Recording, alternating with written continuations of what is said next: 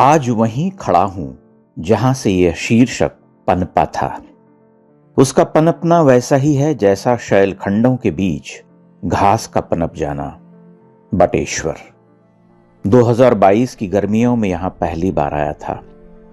तब से अब तक इस स्थल की अनेक यात्राएं कर चुका हूं। यह मेरा तीर्थ है, प्रिय तीर्थ। मध्य भारत की अप्रतिम देव वाटिका, जिसे आक्रमणकारी असुरों ने उजाड़ डाला। ध्वंस के बाद ये 6 शतियों तक अज्ञात, अनचीन्हा, मानव रहित रह गया। पिछली शती में यहां चंबल के बागी विश्राम करने लगे। पिछले 10-20 वर्षों में यह भारत के सांस्कृतिक मानचित्र पर उभर आया है।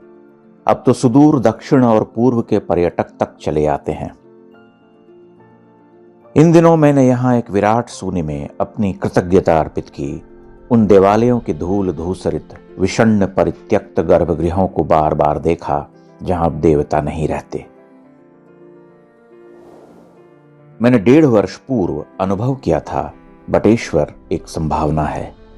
तब मैंने देखा था पीछे विंध्याचल की उपत्यकाओं के पास एक खंडित देवालय का उद्धार आरंभ हुआ था। आज वह पूर्ण रूप को पा चुका है। सुधा मूर्ति फाउंडेशन का धन्यवाद कहना होगा, वही इसके उद्धारक हैं। किंतु हर्ष उससे भी बड़ा है। बड़ा है कि इस विशाल परिसर के अन्य देवालयों का पुनरुद्धार कार्यक्रम चल रहा। आज इस परिसर में कार्यरत मजदूरों से मैंने देर तक बातचीत की। वे मुझसे हिल मिल गए। मैंने उन्हें बटेश्वर की महिमा सुनाई। वे प्रसन्न थे कि मध्य भारत के सबसे बड़े हरिसदन परिसर के जीर्णोद्धार का कार्य उन्हें सौंपा गया है। मुरैना के रहने वाले मजदूर मुझसे 15-20 मिनट तक बात करते रहे। जाते हुए उन्होंने मुझे प्रणाम किया। मैंने उनके हाथ थामे, अभिवादन कर आगे चला। बटेश्वर की इस देव वाटिका में पहली बार आने के बाद मुझे यह अनुभूति हुई थी कि यहां देवता प्रतीक्षारत हैं। एक अकथनीय पीड़ा है उनमें। जनगण की बाट जोह रहे। फिर तो चंबल और बुंदेलखंड के एक बड़े से भूभाग के सैकड़ों देवालयों को देखकर यही विचार मन में आया कि इन सभी विराट देवस्थलों में देवता पथरा गए हैं। धूल धूसरित शिवलिंग, खंडित प्रतिमाओं का ढेर, लस्तम पस्त प्रस्तर खंड, औंधे मुंह पड़े हुए ललाट बिंब, लुढ़के हुए आमलक, विदीर्ण वक्ष के साथ देवियां, तोड़े गए शुंडों के साथ गणपति। कोई गिनती करने निकले तो हार मान ले। ग्वालियर, झांसी, शिवपुरी, पाली, महोबा ये देवालय बिखरे हुए हैं। कई स्थलों पर तो चिन्ह मात्र रह गया है। जैसे देवगढ़ के पास चांदपुर और जहाजपुर के मंदिर, ऐसे कितने ही स्थल हैं।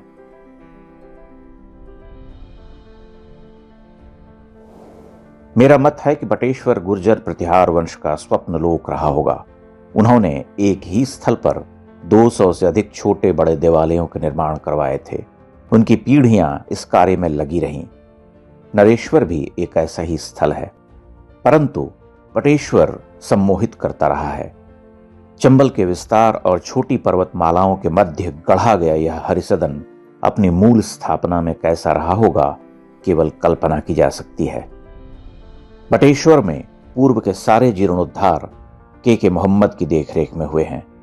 उन्होंने बड़े पश्चाताप के साथ यह कहते हुए कि इस्लाम के आक्रमणकारियों ने ये मंदिर तोड़े, इन मंडपिकाओं का उद्धार किया। हम उनके ऋणी हैं।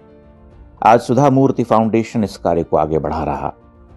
प्रवेश के साथ वीथिका की दाईं ओर एक बड़ा मंदिर ध्वस्त पड़ा है। उसके अधिष्ठान पर हजारों टन का भग्नावशेष है। जीर्णोद्धार दुष्कर होगा, लेकिन हमें आशा है कि एक दिन वह भी पुरुष की तरह अपना शीश उठाए खड़ा होगा।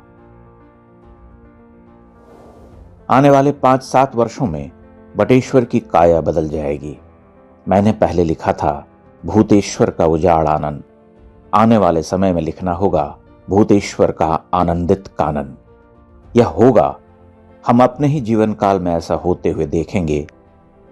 बीते दिनों जब दर्शनार्थियों के नाम पर मैं यहां अकेला भटक रहा था, तब सोच रहा था कि इस देवगृह को क्या अर्पित करूं। मेरे पास कुछ नहीं था, बस भावना थी कांपती हुई। वही सौंप पाया हूं। यहां के उपवन में फूल लगाए गए हैं। पीछे गिरिपाद के पास कुर्बक खिलते हैं। शतियों की उपेक्षा और विस्मृति में वे कुर्बक ही देवताओं के चरण में गिरते हैं। उनसे ही शिव विष्णु, दुर्गा और भैरव का अभिषेक हुआ है। पंछियों ने मंगलगान गाए हैं। अब मनुष्य लौटने लगे हैं। 600-700 वर्षों की प्रतीक्षा के बाद यहां बसंत आ रहा है। मैंने उसकी पदचाप सुनी है।